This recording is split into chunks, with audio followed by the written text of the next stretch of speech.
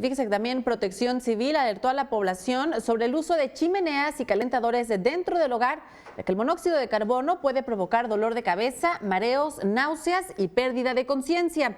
Por esto, si usa anafres para calentar habitaciones, debe colocarlos en lugares ventilados y apagarlos antes de dormir. El boiler y las instalaciones de gas deben estar al exterior del hogar para así evitar alguna fuga. Se debe realizar mantenimiento en instalaciones de gas para evitar presencia de óxido que impida una correcta combustión y por lo tanto existan fugas.